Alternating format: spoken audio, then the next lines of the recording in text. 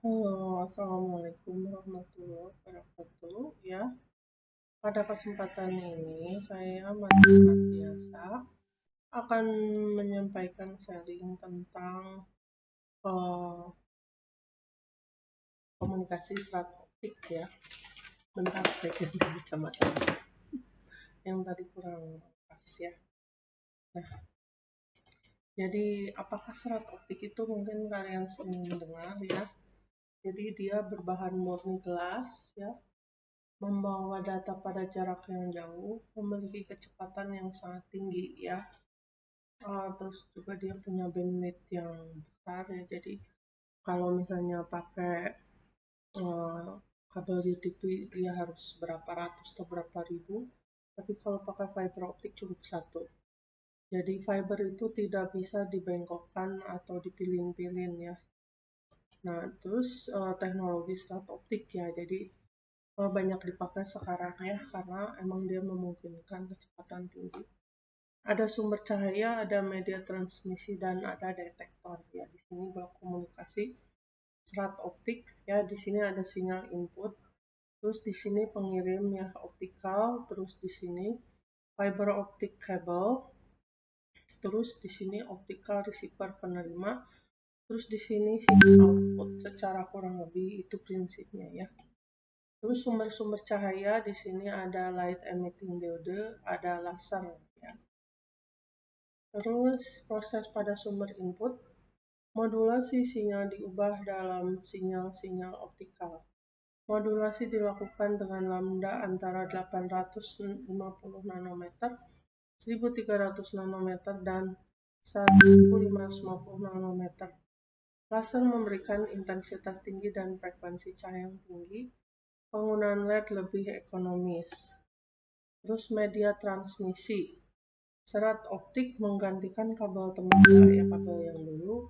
Cahaya digunakan sebagai pembawa informasi, dapat membawa kecepatan data sangat tinggi. Nah, ini di dalamnya ada core, inti, ada cladding, ada coating atau pembungkus ya.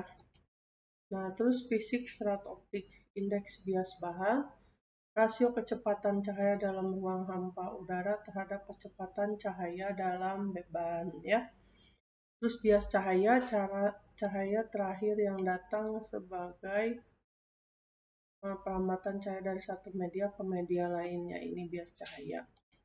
Terus pembiasan cahaya yang mungkin kalian ingat waktu pelajaran fisika, perubahan cahaya terjadi saat melewati dua media yang berbeda. Nah, di sini. Nah, di sini ada indeks bias nilai standar ya, kalian bisa lihat. Ruang hampa vakum 1, udara 1,00029, alkohol 1,329, intan 2,417, gelas 1,5, es 1,309, garam segini ya besar 1,5, larutan gula 80% 1,49, air 20 derajat Celcius 1,33. Nah, di sini hukum Snell ya. N1 dibagi N2 sama dengan sin theta 2 dibagi sin theta 1. Di sini fast medium, smaller index of refractors, ini slow medium ya. Nah, ini perbandingannya seperti ini. Sudut kritis, sudut kejadian pada sudut bias ya. Nah, ini prinsipnya yang mempengaruhi. Terus pembiasan total internal. Keadaan cahaya dalam serat optik. Nah, di sini fiber optic internal reflection. Di sini ada cladding ya, pembungkus, ada core inti, dan ada ini ya, critical angle. Terus ini normal. Terus ini long axis. Jadi ada pembiasan ya di dalam fiber optik ini ya. Nah, di sini serat optik dapat ditekuk atau dibelokkan. Ya. Ilustrasi pembiasan total internal ya. Nah, light sinyal 1 light sinyal 2 ya, jadi ini ada 2 sinyal ya. Terus tipe-tipe serat optik ada single mode, hanya satu sinyal yang dapat ditransmisikan menggunakan hanya satu frekuensi. Terus ada multimode, beberapa sinyal dapat ditransmisikan, beberapa frekuensi digunakan untuk memodulasi sinyal ya. Rugi-rugi dalam serat optik ada rugi-rugi redaman atau attenuation loss, ada rugi-rugi dispersion loss, ada rugi-rugi gelombang terbimbing atau waveguide loss ya. Terus penyambungan dan konektor fiber optik menghubungkan dengan perangkat keras fiber optik, kemungkinan banyak munculnya rugi-rugi sinyal, memerlukan keakuratan tinggi, pentingnya faktor biaya ya. Jadi nggak sembarang orang bisa nyambungin fiber optik ya, harus punya keahlian khusus. Penerima optikal harus sangat sensitif, cukup mampu membawa dan menguatkan sinyal dalam skala daya kecil nanowatt, bisa menghubungkan komponen fotodioda dan fototransistor sebagai pendeteksi detektor, mampu menghasilkan photocurrent. Nah, terus keuntungan serat optik ya, dapat membawa banyak informasi ya, kecepatan data sangat tinggi, transmisi jarak jauh melebihi jarak transmisi kabel koaksial, kebal terhadap draw elektromagnetik, menitik beratkan pada cahaya, tidak berdampak pada lingkungan atmosfer ya.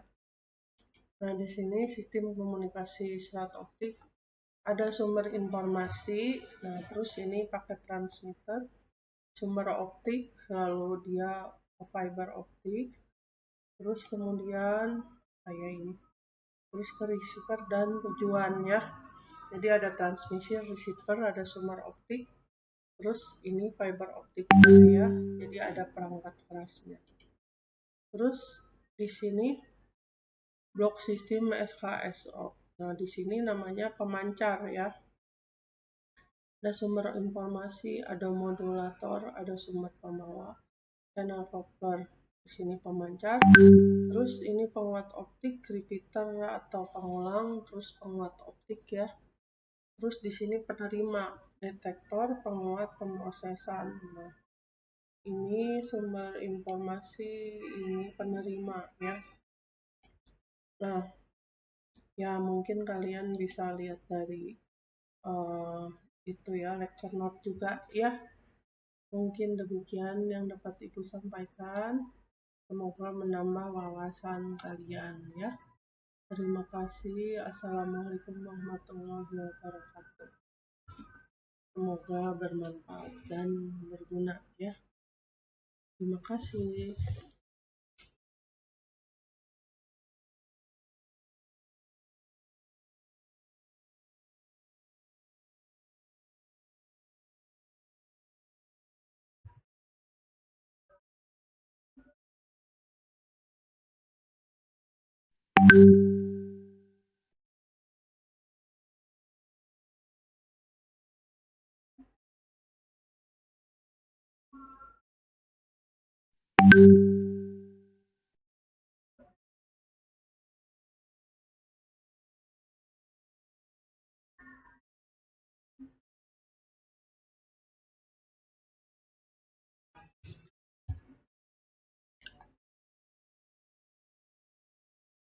Nah, bandingkan.